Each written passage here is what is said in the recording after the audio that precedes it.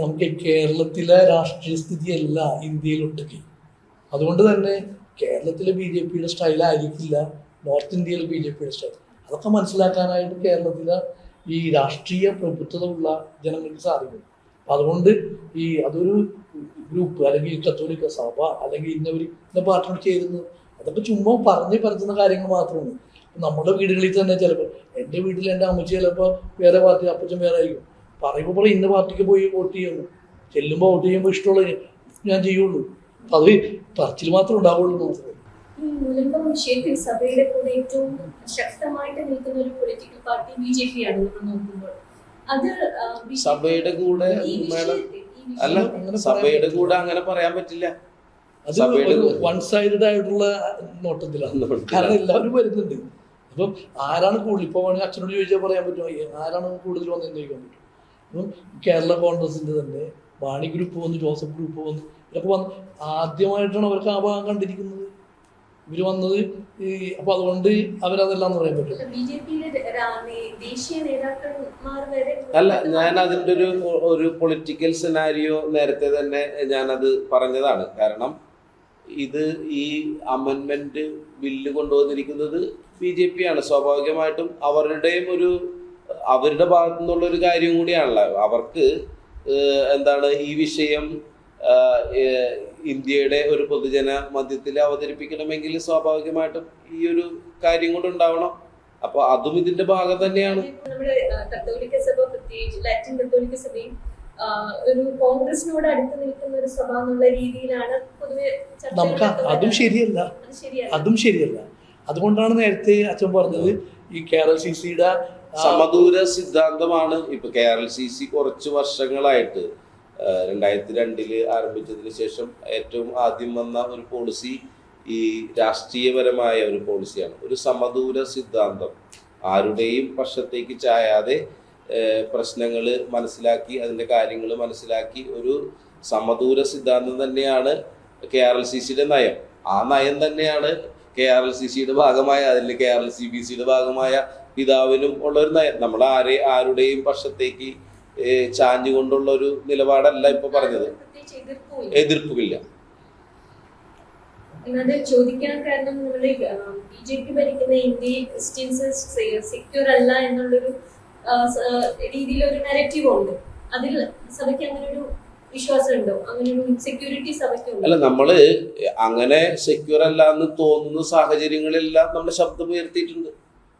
പിതാവ് നേരത്തെ പറഞ്ഞ ഒരു കാര്യമാണ്, ഒരു പൊളിറ്റിക്കൽ പാർട്ടിയുടെ ലേബലിൽ ആരെങ്കിലും മത്സരിച്ച് അദ്ദേഹം ഒരു ഒഫീഷ്യലായിട്ട് നമ്മുടെ റെപ്രസെന്റേറ്റീവ് ആയി കഴിയുമ്പോൾ പുള്ളി അത് BJPയുടെ ആളല്ല, അല്ലെങ്കിൽ കോൺഗ്രസിന്റെ ആളല്ല, അല്ലെങ്കിൽ UDFന്റെ LDFന്റെ ഭാഗമല്ല, ഒരു എല്ലാവരുടെയും ഒരു ഭാഗമല്ലേ. അങ്ങനെ മനസ്സിലാക്കാനായിട്ട് നമ്മൾ ശ്രമിക്കുന്നത്. അപ്പൊ നമ്മൾ ആരോടും ഒരു മുഖം തിരിഞ്ഞിട്ടുള്ള ഒരു മനോഭാവം നമ്മൾ പ്രകടിപ്പിക്കുന്നില്ല. അതുപോലെ തന്നെ ഒരു മതത്തിന്റെ ആളല്ല, അതും കൂടി ഉണ്ട്. അപ്പൊ അതുകൊണ്ട് തന്നെ സെക്യൂർ ആയിട്ടുള്ള ഒരു പൗരനെ നമ്മൾ പ്രൊട്ടക്ട് ചെയ്യാന്നുള്ളത് ഗവൺമെന്റിന്റെ പോളിസി, അതായത് പാർട്ടിയുടെ അല്ല. അതാണ് അധികാരത്തിന്റെ ഇത്. അപ്പൊ അതുകൊണ്ട് തന്നെ ഇപ്പൊ നമുക്കിവിടെ ആളുകൾ കൂടുതലുള്ളത് കൊണ്ടാണ് ചിലപ്പോഴും ഒരാൾ മരിച്ചാൽ പോലും വലിയ പ്രശ്നമൊന്നുമല്ല നമുക്ക്. അത് വെറുതെ രോഗമൊന്നും മരിക്കണവരല്ല ഞാൻ പറയണത്. പക്ഷേ ഇപ്പം യൂറോപ്പ് അല്ലെങ്കിൽ മറ്റുള്ള രാജ്യങ്ങളെ സംബന്ധിച്ചൊക്കെ ആണെങ്കിൽ അവിടെ ഓരോ പൗരനും വിലപ്പെട്ടതാണ്. നമ്മൾ അങ്ങനെയൊക്കെയായിട്ട് വളരാനായിട്ട് നമ്മുടെ രാജ്യം ഒരുമിച്ച് നമ്മൾ നിന്നാൽ മാത്രമേ അങ്ങനെ വളരുള്ളൂ. നമ്മൾ പാർട്ടികളിലൊക്കെ പറഞ്ഞു എന്തുകൊണ്ടാണ് ഇപ്പൊ ഇന്ന് ട്രംപ് ജയിച്ചതിന്റെ കാര്യങ്ങളൊക്കെ നോക്കി കഴിയുമ്പോഴും അതിന്റെ കാരണങ്ങളൊക്കെ ഉണ്ട്. അത് അന്വേഷിച്ച് കഴിയുമ്പോൾ മനസ്സിലാവും അതെങ്ങനെയാണ്. അപ്പൊ അതുകൊണ്ട് പലപ്പോഴും നമ്മളുടെ രാജ്യത്തും ഇത് ആരെയും ബലിയാടാക്കുന്ന രീതിയിലോ ആരെയും തട്ടിത്തെറിക്കുന്ന രീതിയിൽ എല്ലാവർക്കും ഈക്വാലിറ്റി, അത് നമ്മൾ പറയണ പ്രിയാമ്പിളി പറയുന്ന we the people of India have sovereign constituted India into secular sovereign democratic republic എന്നിട്ട് പറയുന്നത് ലിബർട്ടി, ഈക്വാലിറ്റി, ഫ്രറ്റേണിറ്റി. ഈ സാധനങ്ങളൊക്കെ വെറുതെ പ്രിയാമ്പിളിൽ ഇങ്ങനെ മുഴച്ചിരിക്കാനുള്ളതല്ല, അതെല്ലായിടത്തും കൊടുക്കാനുള്ളതാണ്. അതിനു വേണ്ടി ഏത് പാർട്ടികൾ നിലകൊള്ളുന്നു ആ പാർട്ടിയോടൊപ്പം എപ്പോഴും നിൽക്കും. അത് അല്ലാതെ തോന്നുന്നത് പിന്നെ അതനുസരിച്ച് മാറും. അതുകൊണ്ടാണ് സമദൂരവും ഈ സമയം നോക്കിയിട്ടുള്ള ദൂരം ഉണ്ടാവുക. സമം മാത്രമല്ല സമയവും ദൂരം ഉണ്ടാവുക. സോഷ്യൽ മീഡിയയിൽ പല പോസ്റ്റും ഡിസ്കഷൻസും വരുന്നുണ്ട് ഈ മുനമ്പം വിഷയത്തെ രാഷ്ട്രീയ നേതൃത്വത്തിന് വേണ്ടിയിട്ട് പാർട്ടികൾ ഉപയോഗിക്കുന്നുണ്ട്. അപ്പൊ ആ ഒരു തരത്തിൽ എന്തെങ്കിലും മുൻകരുതലുകളോ കാര്യങ്ങളോ ഉണ്ടായിട്ടുണ്ടോ? അത് തോന്നി ശ്രദ്ധയിൽപ്പെട്ടിട്ടുണ്ടോ അങ്ങനെയാണെന്ന്? അതായത് രാഷ്ട്രീയ നേട്ടങ്ങൾക്ക് വേണ്ടിയിട്ട് ഏതെങ്കിലും പൊളിറ്റിക്കൽ പാർട്ടി ഉപയോഗിക്കുമ്പോൾ ഈ വിഷയത്തെ സ്വാഭാവികമായിട്ടും ഇതൊരു നമുക്കറിയാലോ, ഒരു കേരളം വളരെ പൊളിറ്റിക്കലായിട്ട് ഇങ്ങനെ വളരെ ഇതായിട്ട് നിൽക്കുന്ന ഒരു സാഹചര്യമാണുള്ളത്. ഈ പൊളിറ്റിക്കൽ ആയിട്ടുള്ള പോളറിസം എല്ലാം ഇവിടെ നടക്കുന്നുണ്ട്. സ്വാഭാവികമായിട്ടും അങ്ങനെ ശ്രമിക്കുന്നവരുണ്ടാകാം. പക്ഷെ ഞാൻ പറഞ്ഞതാണ്, ഞങ്ങൾ ഇപ്പൊ ഡെയിലി അവിടെ പോകുന്നവരാണ് ഞങ്ങൾ. പക്ഷെ എല്ലാവരെയും ഈ സമരപ്പന്തലിലേക്ക് സ്വാഗതം ചെയ്യാനും എല്ലാവരെയും ആ രീതിയിൽ, കാരണം ഈ ഒരു പ്രശ്നത്തിന് സത്യം പറഞ്ഞാൽ എവിടെ നിന്നാണ് ഒരു സൊല്യൂഷൻ കിട്ടുന്നതെന്ന് നമുക്കറിയില്ല. ഞാൻ ആ 3 കാര്യങ്ങൾ പറഞ്ഞപ്പോൾ വളരെ ക്ലിയർ ആണത്. അപ്പൊ അതുകൊണ്ട് തന്നെ നമ്മൾ എപ്പോഴും ഒരു ബാലൻസ്ഡ് ആയിട്ടുള്ള ഒരു ഇതിൽ പോകാനാണ് ഇപ്പൊ പരിശ്രമിക്കുന്നത്. നമുക്ക് ആരോടും പ്രത്യേകിച്ച് KRLCC, Kerala region Latin Catholic കൗൺസിലിന്റെ ഒരു രാഷ്ട്രീയ നയരേഖ തന്നെയുണ്ട്.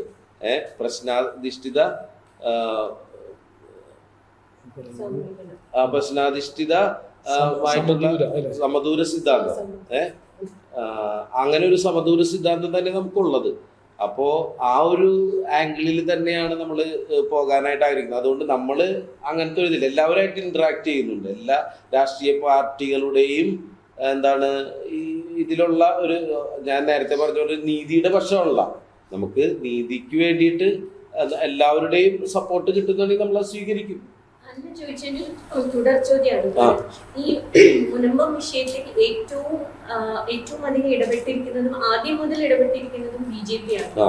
ബാക്കി പാർട്ടികളൊക്കെ പിന്നീടാണ് ആക്റ്റീവ് ആയിരുന്നെങ്കിലും നമ്മൾ കേൾക്കുന്ന ശബ്ദം BJPയുടെ ആയിരുന്നു. ആദ്യം മുതൽ ഇടപെട്ടെന്ന് പറയാൻ പറ്റത്തില്ല. കാരണം അവർ ആദ്യം മുതൽ അവിടെയുള്ള പ്രാദേശികമായിട്ടുള്ള ഇപ്പൊ പറഞ്ഞു ഉണ്ണികൃഷ്ണൻ MLA അവരുമായിട്ട് ഇടപെട്ട് കാര്യങ്ങൾ ചെയ്തുകൊണ്ടിരിക്കുന്നതാണ്. സമരം തുടങ്ങി കഴിഞ്ഞപ്പോഴേക്കും BJP നേതാക്കന്മാരാണ് വരുന്നത്. ദേശീയ നേതാക്കന്മാർക്ക് ഒരു മുൻപത്ത് വരികയും ഈ വിഷയം ദേശീയ ശ്രദ്ധ കിട്ടുന്നത് അങ്ങനെയാണ്. മുൻപം വിഷയം ഒരു നാഷണൽ ഇഷ്യൂ ആണ്. അതിന്റെ ഒരു കാരണം എനിക്ക് തോന്നുന്നു BJPക്ക് ഒരു വലിയ റോൾ ഉണ്ട്. അതിനെപ്പറ്റിയാണ് ചോദ്യം. വഖഫുമായിട്ട് ബന്ധപ്പെട്ട് വന്നപ്പോൾ, കാരണം വഖഫ് നടത്തുക എന്നുള്ളത് BJPയുടെ ഒരു നയമാണ്. അതുകൊണ്ട് തന്നെയാണ് ഇവിടെയുള്ള BJP അനുഭാവികൾ അല്ലെങ്കിൽ പാർട്ടി ചിലപ്പോൾ വഖഫിന് വേണ്ടി നിലകൊള്ളുക, ഞങ്ങൾക്ക് വേണ്ടി അല്ലെങ്കിൽ ആർക്ക് വേണ്ടി നിലകൊള്ളുന്നൊന്നും പറയാൻ പറ്റത്തില്ല. അപ്പം അതുകൊണ്ട് തന്നെയാണ് പറയുന്നത്, നമുക്ക് ആവശ്യം പാർട്ടിയുടെ കൂടെ നിൽക്കാനോ അല്ലെങ്കിൽ ഇതിൻ്റെ ഒരു പ്രസ്ഥാനത്തിലൂടെ നിൽക്കാനല്ല, ഇവിടെയുള്ള ആളുകൾക്കുള്ള അവരുടെ അവകാശം സാധിച്ചു കൊടുക്കാന്നുള്ളത്. സഭയുടെ തീരുമാനം അത് സഭയുടെ KCBC ആയിട്ട് ആരെങ്കിലും ഒക്കെ പറയും ഈ സഭയുടെ കാര്യങ്ങൾ. പക്ഷേ വഖഫിന്റെ കാര്യങ്ങളൊക്കെ തീരുമാനിക്കേണ്ട സഭയൊന്നുമല്ല. അത് ഗവൺമെന്റ് ശരിയായ രീതിയിൽ ഓരോ പൗരനും അവരുടെ അവകാശ രീതിയിൽ അവർ ആലോചിച്ച് ചെയ്യേണ്ട കാര്യങ്ങളാണ്. അതിൻ്റെ അകത്ത് വല്ല തെറ്റുകളുണ്ടെങ്കിൽ തിരിച്ച് കാണിച്ച് നമുക്ക് നോക്കിയിട്ട് വേണമെങ്കിൽ പറഞ്ഞു കൊടുക്കാൻ പറ്റും. അല്ലാതെ ഇതാണ് വഖഫുമായിട്ട് ബന്ധപ്പെട്ട് ഞങ്ങൾ ചെയ്യേണ്ടത് ഇങ്ങനെയാണെന്ന് പറയാൻ ഞങ്ങൾക്ക് പറ്റത്തില്ല. ഇനി അതിൻ്റെ വലിയ മേലധ്യക്ഷനായിട്ട് KCBCയുടെ അധ്യക്ഷൻ എന്ന് പറഞ്ഞു കഴിഞ്ഞാൽ ക്ലീമിസ് പിതാവാണ്, കർദിനാൾ. അദ്ദേഹം ഇന്ന് അവിടെ വന്നപ്പോൾ അദ്ദേഹം കാര്യങ്ങൾ പറഞ്ഞതാണ്. ഞങ്ങൾ അത് നോക്കിക്കൊണ്ടിരിക്കുകയാണ്. ഇവിടുത്തെ ആളുകൾക്ക് നീതി കിട്ടുന്നവരെ കൂടെ ഉണ്ടാവും എന്നുള്ളത്. അല്ല, ഇത് മാഡം ചോദിച്ചതും നിങ്ങൾക്ക് അറിയേണ്ട ഒരു ഈ വിഷയം ഇത്രയധികം ചർച്ച ചെയ്യപ്പെടാനായിട്ട് ഇടയായത് ഞാൻ പറഞ്ഞില്ലേ, 2022 മുതൽ ഇതിന്റെ പ്രവർത്തനങ്ങളും കാര്യങ്ങളും എല്ലാം നടക്കുന്നുണ്ട്. കാരണം പിതാവിന് മുമ്പുണ്ടായിരുന്ന ഞങ്ങളുടെ അഭിമന്യ ജോസഫ് കാരിക്കശ്ശേരി പിതാവിന്റെ കാലത്ത് തന്നെ ബിഷപ്സ് കൗൺസിലിൽ അദ്ദേഹം ഈ പ്രശ്നം അവതരിപ്പിച്ചിട്ടുണ്ട്. ആ കാലഘട്ടത്തിൽ തന്നെ ഇതുണ്ടായിരുന്നു. പക്ഷേ അന്നും ഇതിനെക്കുറിച്ച് ഇത് വഖഫ് ആക്ടിനെ കുറിച്ചുള്ളൊരു വലിയൊരു ചർച്ചയൊന്നും വന്നിരുന്നില്ല. സ്വാഭാവികമാണ്. ഇപ്പോൾ ഈ ഒരു ബില്ല് അവതരിപ്പിച്ചപ്പോഴാണല്ലോ ഈ ഒരു ചർച്ച ഒന്നും ഉണ്ടായത്. അപ്പോൾ തീർച്ചയായിട്ടും ആളുകളുടെ മനസ്സിൽ പല ചിന്തകളുണ്ട്. ഞാൻ നേരത്തെ പറഞ്ഞ പോലെ സാധാരണക്കാരുടെ മനസ്സിൽ സ്വാഭാവികമായിട്ടും ഇപ്പൊ നേരത്തെ പറഞ്ഞ ആളുകളുടെ മനസ്സിൽ ചിന്തയാണ് ഞാൻ പറയുന്നത് കേട്ടോ. അതായത് സ്വാഭാവികമായും ഈ അമെൻമെന്റ് കൊണ്ടുവരുന്നത് BJP ആണ്. ഇവിടെയാണെങ്കിൽ രണ്ടു കൂട്ടരും ഇതിന് എതിരായിട്ട് നിൽക്കുന്നു.